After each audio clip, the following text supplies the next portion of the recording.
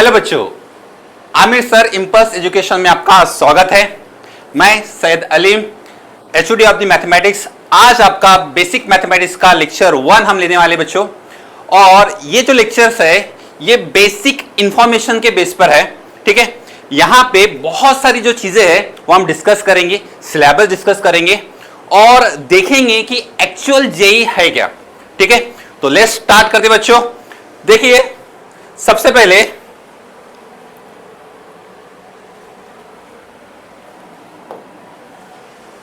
JEE क्या है। Okay, आप सभी बच्चे यहां पर आए हैं, सभी बच्चों को पता है जेई क्या है, मगर बहुत सारे बच्चे ऐसे ही बस आ गए, बैठ गए क्लास में कि हाँ सर हमें जेई लेना है, पेरेंट्स बोल रहे जेई लेना है, फ्रेंड्स बोल रहे, फ्रेंड्स चले गए जेई की क्लास में, तो चलो हम भी चले जाते हैं जेई की क्लास में। तो देखिए बच्चों, यहाँ पे जेई क्या है, तो सबसे पहले हम समझने की कोशिश करें कि जेई का अगर हम फॉर्म चेक करेंगे कि जेई क्या होता है। ओके, तो बताइए बच्चों, जेई का फुल फॉर्म क्या होता है? ओके, सही है, joint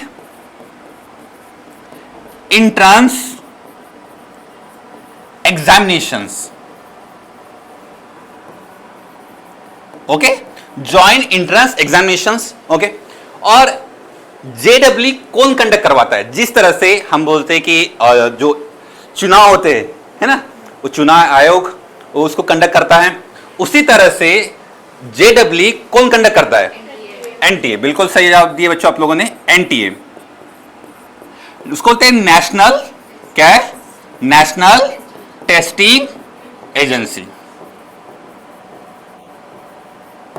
okay, national testing agency. अब यहां पे थोड़ा सा एक चीज और है। ठीक है, जेई की एग्जाम जनरली साल में कितने बार होती है? 2 बार कि 3 बार? 2 बार 3 बार, चल ठीक है। एक्चुअल में देखा जाए तो जेई के हमको सबको पता है कि जेई को 2 जिसमें डिवाइड करते हैं, एक होता है जेई मेंस और एक होता है बच्चों एडवांस। ओके, जेई मेंस की अगर बात की जाए तो ये 2 बार एग्जाम होती है और एडवांस जो होती है वो 1 बार होती है। 2 बार यहां पे देखिए, थोड़ा सा ध्यान रखेंगे कि इसमें एक होती है आपकी जनवरी एंडिंग, ठीक है, और जो सेकंड है वो होती है आपकी अप्रैल में। ठीक है, और एडवांस जो होता है ये होता है जनरली मई में। जिस तरह से अगर इस बार का जो एग्जाम है वो करीब करीब 2026 का जो एग्जाम है उसकी डेट आ चुकी है 17 मई, 17 मई की एग्जाम बच्चों। ठीक है, तो यहां पे समझना चाहिए कि एग्जाम जेडब्ल्यू क्या होता है करके, वो हमने यहां पे डिस्कस किए। और यहां पे और एक चीज डिस्कस करेंगे, देखिए वो क्या है कि अगर हाँ सर जेई तो समझ में आ गया है ना, देखिए इसके लिए कंसेप्ट समझिए अच्छे से। मान लीजिए अभी आजकल वार चल रहे है ना, और चाइना का इंडिया के साथ वार बहुत कम होता है, पर हाँ पाकिस्तान के साथ रिसेंटली हुआ, और अभी अमेरिका का और ईरान का वार चल रहा है। अमेरिका सुपर पावर है सुपर पावर, मगर फिर भी वहां पे उसको जद्दोजहद लग रही है, वो जीत नहीं पा रहा है। क्यों नहीं जीत पा रहा है? उसके पास तो सबसे ज्यादा आर्मी है। क्या प्रॉब्लम है? प्रॉब्लम एक चीज का है, बस आर्मी होने से होता है क्या? कुछ नहीं, प्रॉपर प्लानिंग भी होना चाहिए और एंडिंग का सोचना चाहिए कि हमें क्या क्या करना है, जिसकी वजह से अभी उसको दिक्कत जा रही है। उसी तरह से जेई का देखिए, सबसे पहले अगर आप जेई पढ़ रहे हो, अगर आप यहाँ पर आए हो बैठे हो, ऑब्वियसली बात है आपका जो एम है वो जेई का है, जेई एग्जाम को क्रैक करना है। तो जेई एग्जाम जब क्रैक करना है तो याद रखिए जेई में क्या क्या चीज़ें हैं, उसका एग्जाम पैटर्न क्या है, कौन से सब्जेक्ट्स है, कौन से कितने मार्क्स का जो क्वेश्चंस आते हैं, किस तरीके से मार्किंग स्कीम है, यानी आपको पूरा डिटेल पता होना जरूरी है। अगर आपको डिटेल पता नहीं है तो फिर दिक्कतें जाएंगी। ठीक है, और याद रखिए सिलेबस भी यहाँ पे आज हम डिस्कस करेंगे, तो थोड़ा सा ध्यान रखिए कि बेसिक इंफॉर्मेशंस बहुत ज्यादा नेसेसरी है, जो आपको पता होना चाहिए। ठीक है, अगर आप बेसिक इंफॉर्मेशन रखेंगे, प्रॉपर तरीके से चलेंगे, प्रॉपर प्लानिंग के साथ चलेंगे, तो जाके जेडब्ल्यू आप क्रैक कर सकते हो। ठीक है, चलिए फिर से आते हैं आगे। अगर आप यहां पे देखेंगे तो जेई एग्जाम पैटर्न, ठीक है, जेई एग्जाम पैटर्न में हम यहां पे 2 इसमें डिवाइड कर दिए आपको। एक क्या बताइए, एक जेडब्ल्यू मेंस है, ठीक है, और एक क्या बच्चों हमारा एडवांस है। जेडब्ल्यू मेंस में अगर बात किया जाए तो तीन, ऑब्वियसली बात है सर, तीन सब्जेक्ट होते। ये कौन सा है? फिजिक्स, केमिस्ट्री और ये मैथ्स। अगर आपको याद होगा तो ये 300 मार्क्स का पेपर होता है, जो कि 100 marks physics, 100 marks chemistry, 100 marks maths, है ना। अगर फिजिक्स के बारे में बात की जाए तो ये करीब करीब 25 क्वेश्चंस आते हैं, जिसमें से 20 क्वेश्चन जो होते हैं उसको हम बोलते हैं एमसीक्यू, सिंपल लैंग्वेज में 20 एमसीक्यू होते हैं। 4 ऑप्शंस में से कोई एक ऑप्शन जो रहेगा वो करेक्ट रहेगा। उसके अलावा 5 क्वेश्चन जो होते हैं वो न्यूमेरिकल वैल्यू होते हैं। 5 क्वेश्चन क्या होते हैं? Numerical value. वहां पे आपका जो आंसर है, जैसे मान लीजिए आपका आंसर आया 3, आपको वहां पे 3 लिखना पड़ेगा, जो भी है, यानी आपको आंसर वहां पे पुट डाउन करना पड़ेगा। यहां पे एक ट्विस्ट ये है कि इससे पहले 30 क्वेश्चन थे, फिर एक्चुअली में 30 क्वेश्चन क्यों थे आपको समझ में आएगा कि वो गो करना गो, है ना, गो करना गो आने की वजह से कितने क्वेश्चन थे? 30 क्वेश्चन थे। पर बाद में इसको एनटी ने रिड्यूस कर दिया, उन्होंने अब गो करना गो गया, अब वापस आने वाला है क्या? नहीं। तो फिर से जो उनका ओल्ड वाला पैटर्न था, ओल्ड वाला पैटर्न एक्चुअली में यही था, 20 + 5 25 क्वेश्चन का। तो 25 में से 5 न्यूमेरिकल है, न्यूमेरिकल वैल्यू, और 20 क्या बच्चों आपके ऑब्जेक्टिव टाइप, यानी आप बोल सकते हैं कि 4 में से कोई एक आंसर क्या रहेगा बच्चों? करेक्ट रहेगा। इसमें अगर मार्किंग अगर बात की जाए तो +4 करेक्ट के लिए, और निगेटिव क्या बच्चे? -1। यही चीज इसको एक इंपॉर्टेंट चीज बनाती है। क्यों? कि अब तक यानी क्लास 10 तक आप लोगों ने क्या कंसेप्ट करके आते हो? आपको पता होता है बस सर +4, या फिर आपको जो मार्क मिलेंगे प्लस में मिलेंगे, माइनस में मार्क मिलते हैं क्या? नहीं, यहाँ पे एक ट्विस्ट है, वो है माइनस का। यानी अगर आप एक क्वेश्चन रॉन्ग करते हो तो -1 मार्क यहाँ पे डायरेक्टली आपका कम हो जाएगा। ठीक है, डन। उसी तरह से अगर यहाँ पे बात की तो 25 क्वेश्चन इसके भी है, 20 + 5 सेम चीज़ है, कोई चीज़ चेंज है कि बच्चे? इसमें भी नहीं, सेम चीज़। ठीक है, इसमें भी आपके 25 क्वेश्चन है, तो टोटल आपके 75 क्वेश्चन हो गए। 75 × 4 यानी कितना होगा टोटल? 300। ओके, ये आपका मेंस का हो गया, डन। अब आती है एडवांस के बारे में बात। एडवांस क्या है? एडवांस इस चेंज है। कैसा चेंज है? देखिए, एडवांस में पेपर 1 और पेपर 2 दो पेपर होते हैं, सेम सब्जेक्ट 3, फिजिक्स, केमिस्ट्री और मैथ्स। सेम चीज, फिजिक्स, केमिस्ट्री और मैथ्स। अच्छा सर, ये कितने मार्क्स का होता है? 300 मार्क्स का होता है ये, तो ये कितने मार्क्स का होता है? एक्चुअल में यहाँ पे एक ये चीज़ है कि पेपर एडवांस का जनरली हम बोल नहीं सकते कि एग्जैक्टली कितने मार्क्स का रहेगा। बोले सर ये कौन सी बात हुई? एक्चुअली में पेपर जब बनाया जाता है एडवांस का, तो जितने मार्क्स का वो बनेगा उसके हिसाब से उसकी मार्किंग स्कीम होती है। पर इन एन एवरेज अगर मैं बात करूँ तो ये करीब करीब 360 मार्क्स का पेपर होता है। कितने मार्क्स का? 360। 2020 में नियर अबाउट 392 मार्क्स का भी आ गया था, 2020 की बात कर रहा हूँ। ठीक है, तो ये मार्क्स वेरी करते हैं। ठीक है, फिलहाल हम इसको मानते हैं कि यहाँ पे जो इन एन एवरेज हम बात करते हैं सबसे ज़्यादा किस तरह से आए, तो ये 360 मार्क्स का पेपर आता है। इसमें पेपर 1 ऑब्वियसली बात है 180 मार्क्स हो गए, और पेपर 2 हो गया 180 मार्क्स, यानी ये 180 मार्क्स और ये भी कितना होगा बच्चों? 180 मार्क्स का हो गया। ठीक है, डन। अब यहाँ पे देखिए पेपर 1 की अगर मैं बात करता हूँ 180 मार्क्स का है। सर कितने क्वेश्चन आते हैं? तो पेपर 1 में नियर अबाउट 51 से लेके 54 क्वेश्चन आते हैं, इसमें भी 51 क्वेश्चन आते हैं। ठीक है, अब यहाँ पे एक चीज की और ट्विस्ट है। कैसा?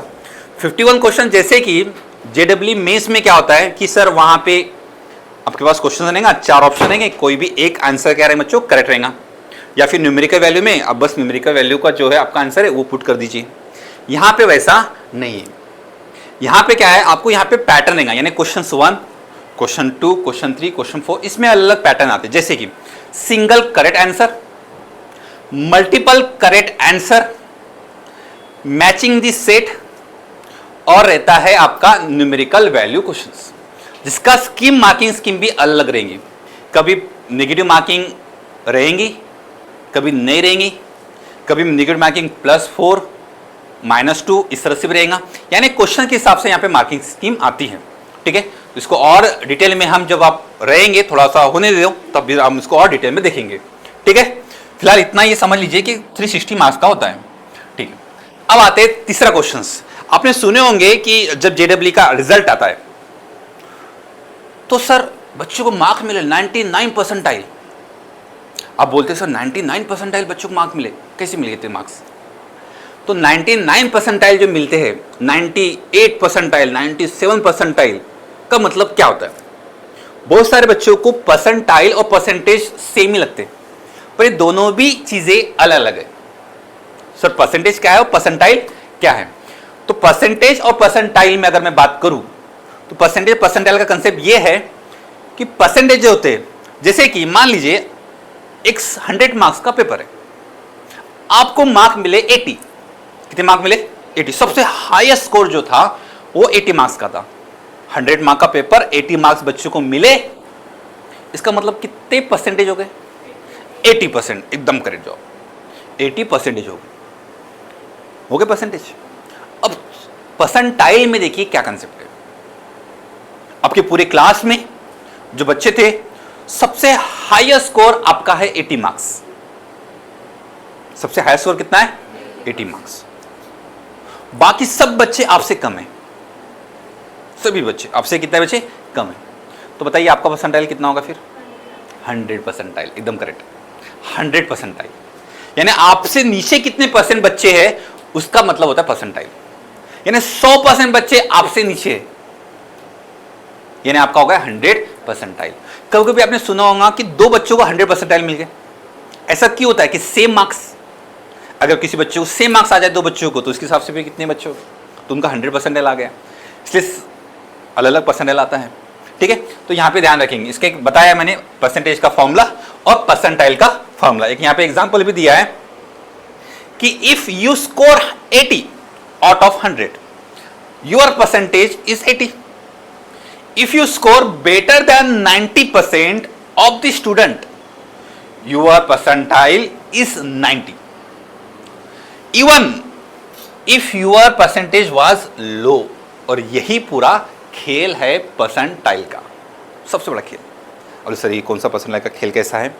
तो देखिए मैं आपको बता रहा हूँ, जेई मेंस की बात कर रहा हूँ, इसी साल की बात कर रहा हूँ। जेई मेंस में एक बच्चा है कि सर एक बच्चा था जिसको 300 में से 150 मार्क्स मिले थे। कितने मार्क्स मिले? 150 मार्क्स। अगर हम सोचे हम फर्स्ट टाइम आ रहे सर, 10th के बाद आ रहे, अरे 300 में से 150 मार्क्स, 50%, ओनली 50। नहीं, यहाँ पे ट्विस्ट है। इस बच्चे का जो परसेंटाइल बना था वो बना था 99.04 परसेंटाइल। 50% पे 99.04 परसेंटाइल, हाउ इज पॉसिबल? एक और बच्चा है जिसका स्कोर था 88 आउट ऑफ 300, जिसका परसेंटाइल था 92.9 परसेंटाइल। अब बोले सर ये क्या हुआ? कैसे हुआ और क्यों हुआ? सोचो इस वाले कंसेप्ट के। सेम यहां पर ये। अब यहां पे देखिए क्या होता है, बहुत बार एनटी का जो पेपर होता है वो टफ भी होते हैं। एक ऐसा सिचुएशन थी, एक मेरे को याद है, एक बच्ची का नाम है डिम्पल ठाकरे करके बच्ची थी, उसका मुझे याद है अभी भी। उनका जो पेपर था बहुत टफ आया था, बहुत टफ। और मैथ्स में उसको मार्क्स थे 32। कितने मार्क्स थे? 32। उस बच्चे ने 8 क्वेश्चंस सॉल्व की थी और 8 की 8 करेक्ट की थी, आउट ऑफ 25। कितना स्कोर हुआ? 32। हम क्या सोचेंगे 32 बस मार्क्स है? नहीं, उस बच्ची का परसेंटाइल जो था, मैथ्स का बता रहा हूं मैं, उस बच्ची का मैथ्स का परसेंटाइल जो था, उसका मैथ्स का परसेंटाइल था बच्चों 96.9 परसेंटाइल। कितना? 96.9 परसेंटाइल। अब बोलेंगे ओनली 32 मार्क्स पे 96.9 परसेंटाइल? बिल्कुल हाँ। मैं बोलूंगा 32 क्या, इसी साल की बात बता रहा हूं, यानी जनवरी अटेम्प्ट की बात कर रहा हूं, उसमें अलग अलग परसेंटेज है। एक बहुत कम मार्क का बताता हूं आपको। एक बच्चे को मात्र 21 मार्क्स थे। कितने मार्क्स थे? 21। उसका परसेंटाइल अगर मैं बात करूं, इसी साल की बात कर रहा हूं, 93 परसेंटाइल था 21 मार्क्स पे। याद रखना मेन चीज है। और कुछ कुछ बच्चों का स्कोरिंग ज्यादा था फिर भी परसेंटाइल थोड़ा कम आया। सर ऐसा क्यों हुआ? डिपेंड करता है कि उस टाइम का पेपर, यानी आपको पता है कि एक सेशंस में 10 पेपर होते, यानी 5 दिन पेपर चलते। आपका हो सकता है आज 21 का होगा, किसी का 21 मॉर्निंग का, किसका 21 इवनिंग का, हर एक पेपर तो अलग अलग आते। उस 21 मॉर्निंग के पेपर में कितने बच्चों ने हाई स्कोर करे वो भी डिपेंड करता है। उसके हिसाब से फिर परसेंटाइल आपका बनता है कि उस क्लास में उतने बच्चों में से किसने सबसे हाई स्कोर किया। फिर इन्हें एवरेज मिला के बहुत सारे अलग अलग चीज़ें रहती है, वो सब मिला के फिर वो निकाला जाता है। तो यहाँ पे डिपेंड करता है कि पेपर आपका टफ है या इजी है, वो भी डिपेंड करता है। ठीक है, इस बात को थोड़ा सा ध्यान रखेंगे। चलिए आगे बढ़ते हैं। सर ये एग्जाम है, IIT के एग्जाम हम बात करते हैं। इस एग्जाम में कितने स्टूडेंट बैठते हैं? तो टोटल 1.4 मिलियन बच्चे बैठते। कितने बच्चे बैठते? 1.4 मिलियन।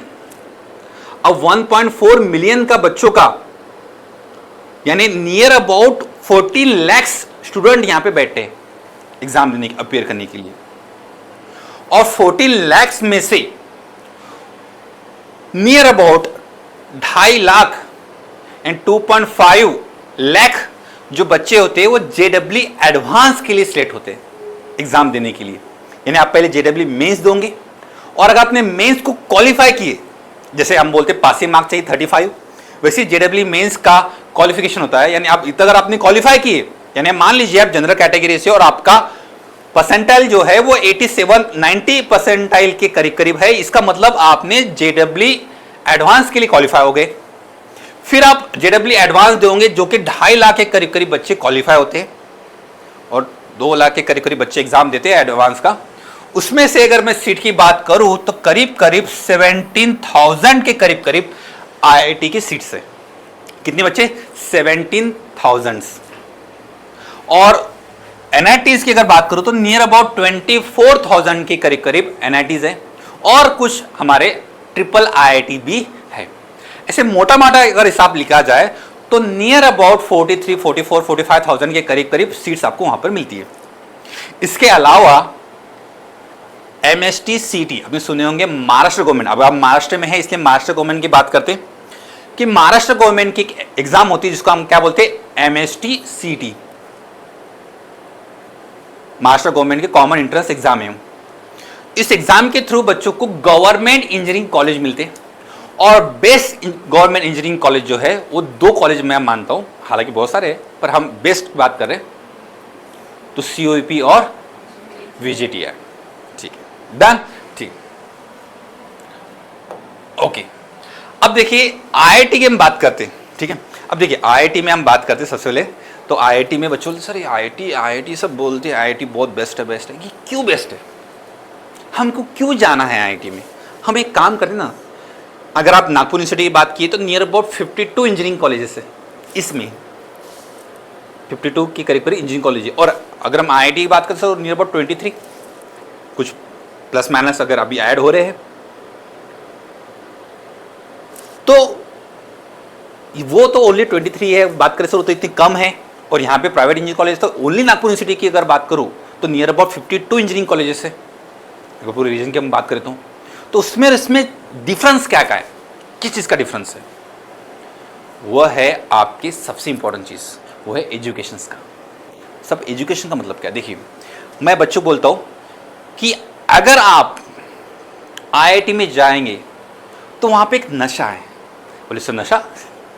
बोले सर प्यार का नशा तो नहीं है। ठीक है, तो प्यार का नशा नहीं है। वहाँ पे आप कल्चर, वहाँ का जो कंसेप्ट है वहाँ पे बहुत ज़्यादा। देखिए आप वहाँ पे जाइए आप कभी तो वहाँ पे देखना, आप फर्स्ट ईयर सेकेंड ईयर होते तो वहाँ पे बच्चे खुद का एक बिजनेस स्टार्टअप, जिसको हम बोलते हैं स्टार्टअप, खास करके इंडिया बहुत अभी आगे चल रहा है स्टार्टअप में। बीच में एक और आया था गलोटिया यूनिवर्सिटी, ठीक है ना। तो गलोटिया यूनिवर्सिटी के बारे में बात नहीं कर रहे हैं हम बात कर रहे हैं IIT के बारे में। तो वहाँ पे बहुत सारे ऐसे स्टार्टअप होते हैं और कोई ना कोई स्टार्टअप में बच्चा ज्वाइन कर लेता है और वहाँ पे बहुत सारी कंपनियां भी आती है। जैसे कि एक बात बताऊँ मैं यहाँ पे कि मैं टॉप IIT के बारे में बात कर रहा हूँ तो देखिए टॉप 10 IIT की मैं जब बात करूंगा तो बहुत सारी कंपनी आती है जिसके करोड़ के पैकेज रहते हैं, लाखों के पैकेज, करोड़ के पैकेज रहते हैं। और बहुत सारे बच्चे उस लाखों के करोड़ के पैकेज लेते नहीं है। वो खुद का एक बिजनेस स्टार्ट चालू करते हैं, बहुत सारे ऐप बनाते हैं, बहुत सारे सॉफ्टवेयर बनाते हैं, बहुत सारे अलग अलग चीज़ें जो का इन्वेंशन करते हैं और खुद की कंपनी चालू करते हैं और हज़ारों करोड़ की कंपनी स्टैब्लिश करते हैं। और ऐसे कई सारे प्रोजेक्ट आईआईटीज में अभी भी रन कर रहे हैं, हर साल रन करते हैं। ये खासियत है आईआईटी। और वहाँ पे जब आप जाओगे तो वहाँ पे आपको ओनली नॉट इंडिया, फॉरेन की भी सीट रिजर्व होती है, यानी फॉरेन से भी बच्चे वहाँ पे पढ़ने के लिए आते हैं। यानी आपको माहौल जो है ओनली इंडियन नहीं मिलना है क्या बच्चों, नहीं, ऑल ओवर वर्ल्ड का जितने भी अलग अलग कंट्री के बच्चे वो भी वहाँ पे एग्जाम देके करते हैं, क्योंकि इसका एलिजिबल क्राइटेरिया जो है, इसमें कंसेप्ट है कि 10+2 होना चाहिए। और यहाँ पे नेशनलिटी वाला कंसेप्ट नहीं, आप इंडिया के हो या कहीं के भी हो, आप इस एग्जाम को दे सकते हैं। और इसलिए यहाँ पे जो बच्चे आते हैं अलग अलग जगह के, अलग अलग कंट्री से भी आते हैं। तो ऑब्वियसली बात, जब कंट्री के लोग आएंगे तो उनकी सोच भी आएंगी। इसीलिए हमको आईआईटी में जाना है, इसलिए हमको मेहनत करना है। तो मेहनत ज़रूरी है। अदरवाइज एक प्राइवेट इंजीनियरिंग कॉलेज से जगह अगर आप एडमिशन लेते हो और उसको वहाँ पे अगर आप एडमिशन लेने के बाद में आपकी इंजीनियरिंग कंप्लीट करते हो तो वो स्किल आपकी डेवलप्ड नहीं हो पाती as compare to IIT. IIT में स्किल होने के चांसेस बहुत ज़्यादा हाई है। इस तरह से कुछ प्राइवेट इंजीनियरिंग कॉलेज भी होते हैं, पर याद रखिए परसेंटेज अगर देखा जाए तो आईआईटी का ज़्यादा अच्छा है, इस बात को ध्यान रखेंगे, ठीक है ना। और साथ साथ में फॉरेन की ट्रिप भी मिल जाती है। जैसे स्कॉटलैंड जाना है तो खुद गवर्नमेंट आपको भेजती है, चलो जाओ आप प्रोजेक्ट कर लीजिए अपना, इस तरह से। तो बहुत सारी चीज़ें रहती है बच्चों, बहुत ज़्यादा एडवांटेजेस उसके हैं। अब मैं चाहता हूँ कि आप उस चीज़ को समझें और उसके लिए फिर मेहनत करें। अगर आपको उसकी अहमियत समझ में आई तब जाके आप क्या कर सकते हो, उसकी मेहनत कर सकते हो। तो चले देखते हैं हम कुछ यहाँ पे टॉप 10 आईआईटीज के बारे में बात करते हैं। तो पहले आती है आईआईटी मद्रास, जो कि काफ़ी फेमस भी है, आपने सुने होंगे। खास करके यहाँ पे रिसर्च वाला जो प्रोग्राम है खास करके बहुत ज़्यादा फेमस है। रिसर्च काफ़ी अच्छा, रिसर्च इनोवेशन की बात करें, प्लेसमेंट की बात करें और कैंपस लाइफ की बात करें तो अपने यहाँ पे देखिए, यहाँ पे मैंने पूरा बनाया हूँ। और इसमें अगर पॉपुलर ब्रांच की बात करें तो सीएससी और इलेक्ट्रिक इंजीनियरिंग वाली पॉपुलर ब्रांच है। और हाईएस्ट पैकेज की बात किया है तो नियर अबाउट 2 करोड़ के करीब करीब वहाँ पे पैकेज है एनुअल। 2 करोड़ का पैकेज मिला है बच्चों को। और एवरेज अगर पैकेज की बात करें हम तो 21 लाख के करीब करीब, यानी 22 लाख के करीब करीब वहाँ पे मिला है। आप समझ रहे हैं बात को, समझ में आ रही? हाँ समझिए, ये मिनिमम बात करूँ मैं, आपको एवरेज की बात करूँ, हाईएस्ट आपको समझना करोड़ में जा रहे हैं यहाँ पे पैकेज। काफ़ी ओल्ड है, याद रखना इस चीज़ को। तो आईआईटी दिल्ली, अब तो सपना है बहुत सारे लोग का आईआईटी दिल्ली का, है ना। आईआईटी दिल्ली के अगर पैकेज की बात करें तो सेम चीज़ 2+ करोड़। और एवरेज पैकेजिंग की बात करो, अगर हम बात करें पैकेज की तो नियर अबाउट 23 लाख के करीब करीब है एवरेज। सेम चीज़ रिसर्च की बात में बात करें, यहाँ पे बहुत सारी चीज़ें यहाँ पे होती है। और भी कुछ है जैसे कि आईआईटी बॉम्बे, हाँ सर ये तो आईआईटी बॉम्बे तो है ना। एक बार जाके देखिए, मैं आपको बार बार रिपीट करूँ, एक बार देखिए कैसा है। अगर आपको जहाँ पे एडमिशन लेना है एक बार जाकर देखिए। अगर आपके पास 2 साल है, एक बार मैं बोलता हूँ आप जाकर देखिए। आपका एक एम रखिए, आप एम रखिए यार मुझे नहीं, क्या मुझे तो यार पढ़ाई करना है और आईआईटी बॉम्बे में जाना है मुझे आईआईटी बॉम्बे में। तो एक काम कीजिए, आईआईटी बॉम्बे में पहले एक बार विजिट तो कर लीजिए, कर लो विजिट, फिर समझेगा कि हमको क्यों जाना है। एक बार विजिट, अगर पॉसिबल हो तो विजिट करिए, अगर नहीं पॉसिबल हो तो एक बार फोटो देखिए, वहाँ की वीडियोस देखिए और फिर तो कि नहीं मुझे आना है, इस बात को ध्यान रखेंगे, ठीक है। आ जाइए, सेम चीज़ आईआईटी कानपुर, आईआईटी खड़गपुर, है ना, आईआईटी रुड़की, देखिए पैलेस है ना, ऐसा लग रहा है जैसे पैलेस है। आपको ये दिखाता, ये देखिए, ये नज़ारा देखिए, बहुत ही खूबसूरत है। बाजू में नदी जा रही है और कैंपस देखिए, कौन मिस करेगा ऐसे कैंपस को? आप मिस करोगे? नहीं करो, मत करो मिस, जाओ, इसमें जाना है, इसके लिए मेहनत करना है, ठीक है। उसके अलावा कुछ एनआईटीज के बारे में मैं यहाँ पे मेंशन कर रहा हूँ। आईआईटी ट्रिची की बात करें हम, तमिलनाडु की, बहुत फेमस है। एनआईटी ये देखिए, ये टॉप की है, कर्नाटक की, ये समंदर है बाजू में, ठीक है ना, इसलिए स्पेशल फोटो निकाला है, ठीक है, डन। चलिए अब जाना तो है सर, तो उसके लिए क्या है? हाँ जाना है तो फिर क्या है? जाना है तो फिर हथियार रखिए, है ना। जाना है तो हथियार को बना के रखिए, हथियार प्रॉपर तरीके से कि सर कौन कौन से हथियार लेके जाना है। तो पहले तो आपको समझना है कि जेडब्ल्यू का सिलेबस क्या है, हमें कौन सा सिलेबस को पढ़ना है, हमें पढ़ना क्या है। बस पढ़ना है, चलो चैप्टर नंबर 1 चालू कर दिया, नहीं बिल्कुल नहीं। पहले सिलेबस डिस्कस करते हैं यहाँ पे कि क्या है करके। सबसे पहले बात करते हैं अलजेब्रा। अलजेब्रा वाला वर्ड आपने सुने हैं, सुना सुना सा लग रहा है ये वर्ड, हमने कहाँ सुने हैं हमने ये वर्ड? सर ये तो हमारा एक पेपर था 10वीं में, है ना, अलजेब्रा। दूसरा पेपर था ज्योमेट्री। तो अलजेब्रा जो वर्ड है, अब ज्यादा डिस्कस ना करते हुए डायरेक्टली कंक्लूजन पे आता हूं। अलजेब्रा जो वर्ड है यह आया है, एक मैथमेटिशियन का नाम है अल ख्वारिज़मी। उसकी किताब में अल ख्वारिज़मी अल किताब वाल मुकब्बला फी हिसाब अल जब्र वाल मुकब्बला। सब बोलेंगे सर ये कौन सा मंत्र पढ़ रहे हैं? ठीक है, ये कुछ नहीं। उसके अंदर में एक किताब में उसमें एक वर्ड है अलजेब्रा, अल जब्र, अल जब्र, reunion of the broken part इसको बोलते हैं। तो अल जब्र, अल जब्र जो है ये अल जब्र से आया है अलजेब्रा। अल जब्र से क्या है बच्चे? अल जेब्रा। और ये अरेबिक मैथमेटिशियन था, ठीक है, जिसमें हम क्या करते हैं कि इसमें हम क्या करते हैं कि जो अलग अलग न्यूमेरिकल वैल्यू होती है उसको हम टुगेदर लेके आते हैं, उस चीज़ को पढ़ते हैं, ठीक है ना। और इसमें हम खास करके जो अननोन चीज़ें उसको फाइंड आउट करते हैं। इसमें हम इक्वेशन बनाते हैं, जिसमें आपने सुने होंगे कि जिसमें आपको जो पता है, जिसके हम बात करते हैं क्वाड्रेटिक इक्वेशन। ये सर हाँ, ये जाना जाना सा, पहचाना सा तो लग तो रहा है क्वाड्रेटिक इक्वेशंस, ये अलजेब्रा का पार्ट है आपका। इसके अलावा जो ये बेसिक मैथ्स बहुत ज़रूरी है। बच्चों लगता है सर बेसिक मैथ्स से क्वेश्चन आएंगे क्या? बिल्कुल आएंगे। बेसिक ज़रूरी है, बहुत ज़्यादा ज़रूरी जो है वो है बेसिक। तो बेसिक मैथ्स एंड लॉगरिथम, ठीक है, ये आने वाला बच्चों। सेट एंड रिलेशंस, ये एक चैप्टर है इसके अंदर। क्वाड्रेटिक इक्वेशंस और इनइक्वालिटी, इसमें बात करते हैं सीक्वेंस एंड सीरीज, ठीक है, सीक्वेंस एंड सीरीज। बात करें तो binomial theorem, permutation and combination, ये बहुत सारे नाम हैं, आपको मैं पूरा डिटेल नहीं समझाऊंगा, बस आपको बता रहा हूं कि इसमें ये पार्ट है। Complex number, statistics, vector algebra, 3 dimension geometry, probability और मैट्रिक्स एंड डिटरमिनेंट, इसको हम पूरा मिला के हम बोलते हैं अलजेब्रा। पूरी मिला के बोलते हैं हम अलजेब्रा। इसमें ये कुछ वेक्टर भी है, यहाँ पे मैंने आपको ये सेट वाला कंसेप्ट दिखाया हूँ। ऐसे बहुत सारी चीज़ें यहाँ पे हमको डिस्कस कर सकते हैं करके। पर फिलहाल इतना याद रखो कि हमको ये चीज़ हमको पढ़ना है, करके 12 चैप्टर हमको पढ़ना है। अब जनरल मेंस के बारे में बात कर रहे हैं हम यहाँ पे, ठीक है, समझ में आ रहा है? अच्छा, मेरी थोड़ी सी लैंग्वेज बहुत फास्ट होती है, नए बच्चों को समझने में थोड़ा सा दिक्कत जाएंगी, मगर 1 से 2 दिन, उससे ज़्यादा नहीं, फिर समझ में आ जाएंगे। ओके, क्लियर है? आगे बढ़े, चलिए।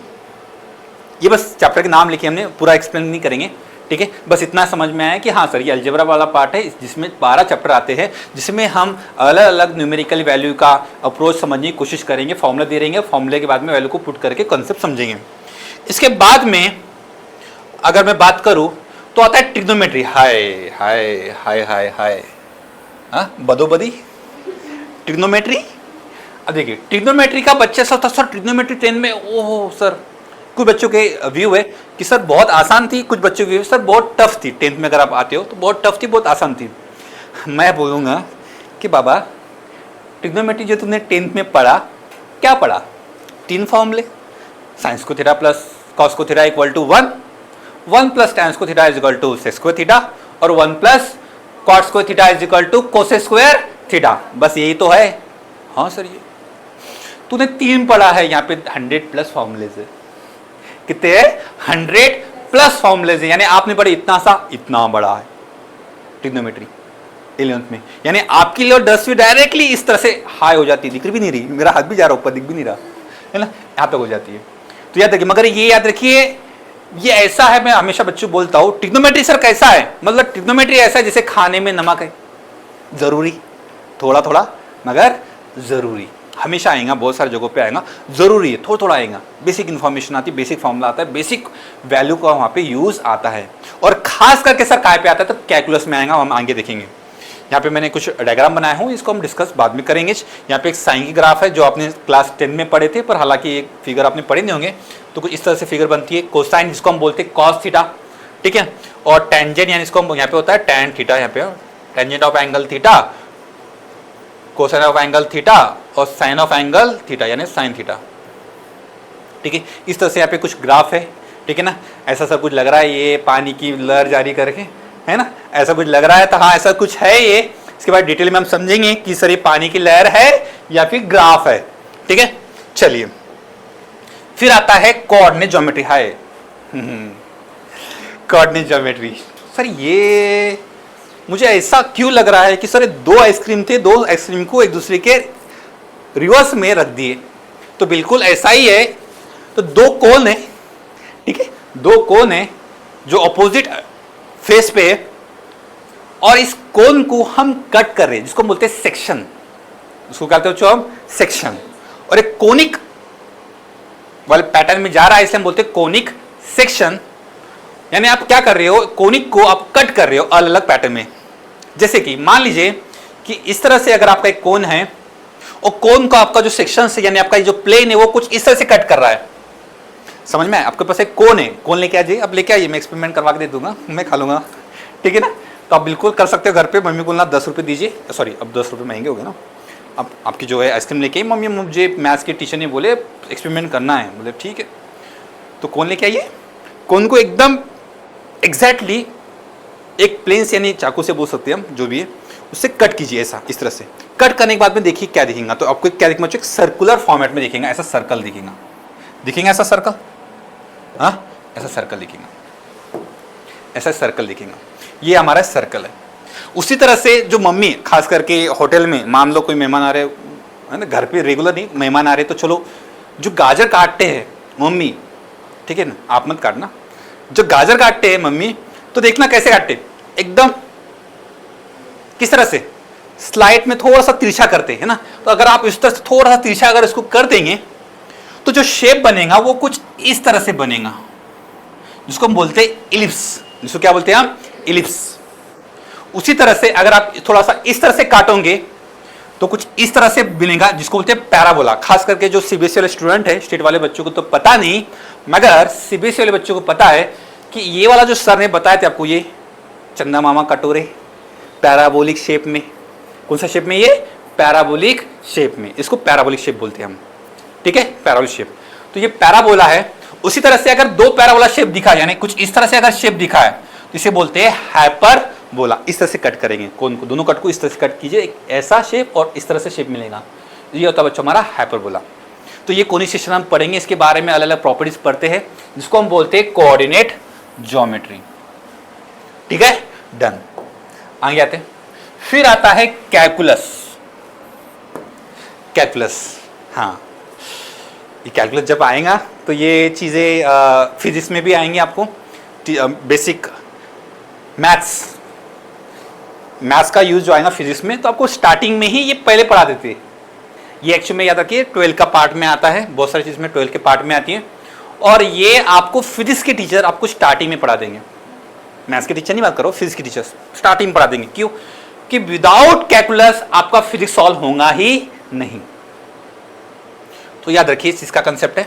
इसके अंदर हम पढ़ने वाले functions, limit, differentiability, AOD, indefinite integrations, definite integrations और एरंडर कर्व और डिफरेंशियल इक्वेशन, ये हम चैप्टर पढ़ने वाले हैं।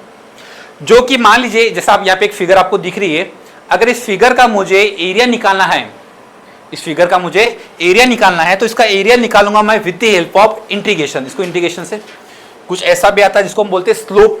अगर मुझे किसी चीज का स्लोप फाइंड करना है तो उसके लिए भी मैं डिफरेंशिएशन का यूज करूंगा। ये आपके लिए नए नए वर्ड्स है, तो आपको समझ में अभी फिलहाल नहीं आएगा, बस आपको याद रखिए कि हाँ ये सिलेबस है, ठीक है, डन।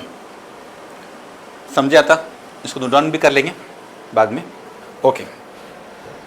आगे बढ़ते चलते।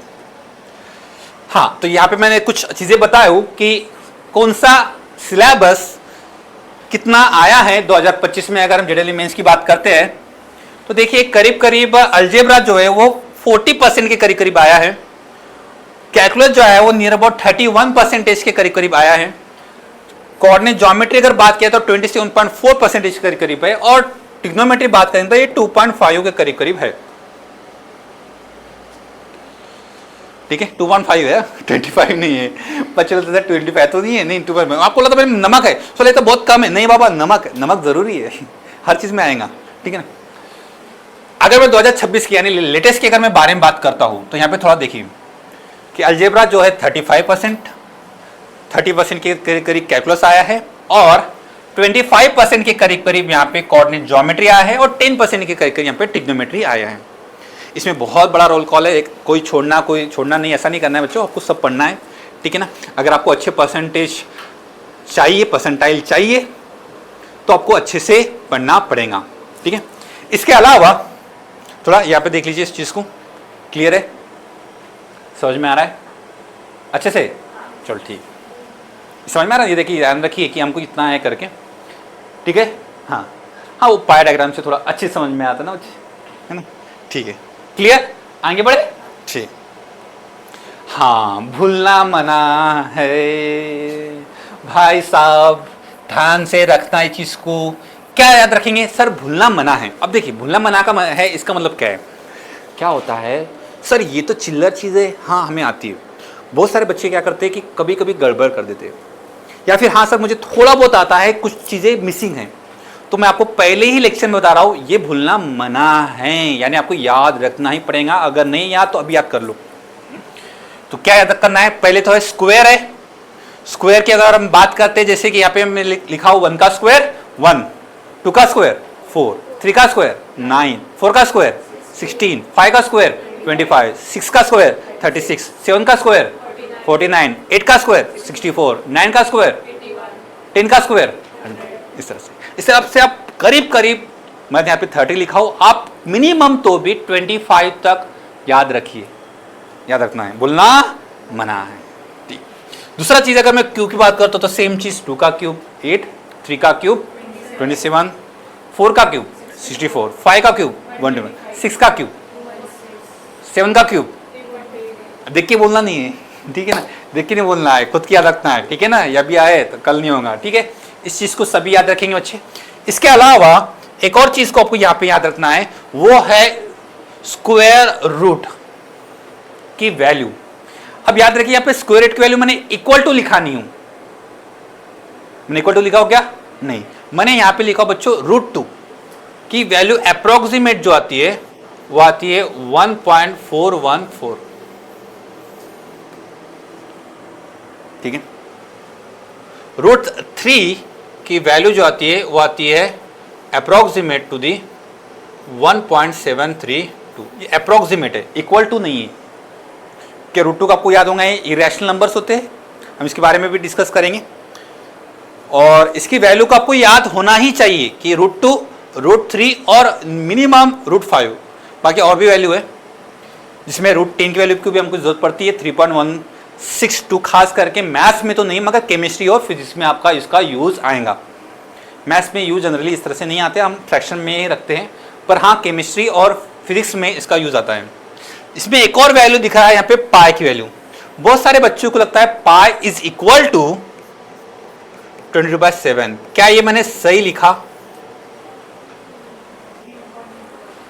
यस, सही है, सही है, बिल्कुल सही। कमेंट करके बताना है सही है गलत है। ठीक है ना, कमेंट करना है और बताना है ये सही है कि गलत है। पाई इज इक्वल टू 20/7 होता है क्या? नहीं होता। तो सर फिर पाई क्या होता है? फाइंड आउट करो। पाई का जो आंसर है क्या होता है? पाई तो ये होता नहीं, इसका मतलब सर 20/7 इक्वल टू नहीं है। तो फिर पाई है क्या? सवाल मेरा है आपके लिए, सोचो, कल डिस्कस करेंगे। पाई क्या होता है? पाई होता क्या है? एक और कांस्टेंट है ई, या पे नेपियर कांस्टेंट हम इसे बोलते हैं, नेपियर कांस्टेंट। ठीक है, मैथमेटिशियन का नाम है नेपियर, उसकी वजह से आता है। और इसकी वैल्यू होती है 2.71। इसके ऊपर में डिस्कस करेंगे जब हम लॉगरिथम पढ़ेंगे, तो मैं आपको बताऊंगा नेपियर कांस्टेंट एक्चुअल में होता क्या है। ठीक है। और इसके अलावा चीजें क्या है, तो लास्ट चीज जो है मुझे पाई का आंसर बताना है कमेंट करके। हाँ, और कल मैं पूछूंगा कि व्हाट इज बाय पाई। कुछ गुरुजी मंत्र है। हाँ, गुरुजी यानी मैं। ठीक है, हाँ, मेरा दूसरा नाम गुरुजी है। प्यार से बच्चे गुरुजी बोलते हैं, आप भी बोलना, ठीक है, गुरुजी। ओके, पहला मंत्र है कि नेगेटिव बातों से, और ये शायद से लिखते होगा जो बनाने वाले ने थोड़ा गलती करा होगा, हमारा लोगों से, ठीक है, तो ये ऐसा नहीं था। नेगेटिव बातों से और लोगों से दूर रहेंगे, और लोगों से क्या रहेंगे बच्चों, हम इसको दूर रहेंगे। दोनों चीज में याद रखना है, नेगेटिव बातों से भी और लोगों से भी बिल्कुल दूरी बनाकर रखिए भैया, जयराम जी की दूर रहेंगे, ठीक है ना, दूर से। सेकंड, भटकने से बचे। इधर उधर की बातें, इधर उधर का ये ऐसा वैसा बिल्कुल नहीं, भटकने से बचे। तीसरी चीज, जिस दिन का काम हो उसी दिन कंप्लीट करें। जैसे कि आज हमने बोले भूलना मना है, आज ही पढ़ लेंगे, पाए की वैल्यू पूछा था, निकाल लेंगे, कमेंट करेंगे, बताएंगे, आज ही करेंगे। चौथी चीज जो आती है वो होती है कंसिस्टेंसी प्लस स्पीड, इसको मेंटेन करें। कंसिस्टेंसी प्लस स्पीड, ये दो चीजें बहुत जरूरी है। इसमें एक और चीज आती है पाथ। कंसिस्टेंसी प्लस स्पीड के साथ में क्या आती है, पाथ। और पाथ जो डिपेंड करता है वो आता है फॉलो करना। किसकी बात, जो हम कहे, जो टीचर आपको गाइड करे प्रॉपर। इसकी हम आपको बता सकते हैं कि एग्जैक्टली प्रॉपर पाथ क्या है। टीचर का काम क्या होता है, टीचर काम होता है बच्चों को एक प्रॉपर तरीके से गाइड करना। चलना तो आपको ही है, बिल्कुल चलना आपको है, पर गाइड करने वाली जिम्मेदारी किसकी है, हमारी। कुछ हमारा काम है, कुछ आपका काम है। जो हमारा काम है हम बखूबी निभाएंगे, जो आपका काम है आप बखूबी निभाएंगे, तो रिजल्ट बखूबी आएगा। इस बात को ध्यान रखेंगे। तो 5 मंत्र आज के हमारे हैं, नेगेटिव बातों से और लोगों से दूर रखेंगे, भटकने से बचेंगे, जिस दिन का काम है उसी दिन कंप्लीट करेंगे, स्पीड और कंटिन्यूटी मेंटेन करेंगे, और जो कहा जाए उसे फॉलो करेंगे। डन, आज के लिए इतना ही काफी है। और कल हम बात करेंगे बच्चों, कल हम बात करेंगे किसके ऊपर, नंबर सिस्टम के ऊपर, लेक्चर नंबर 2 हम करेंगे, ठीक है। थैंक यू सो मच और ऑल द बेस्ट।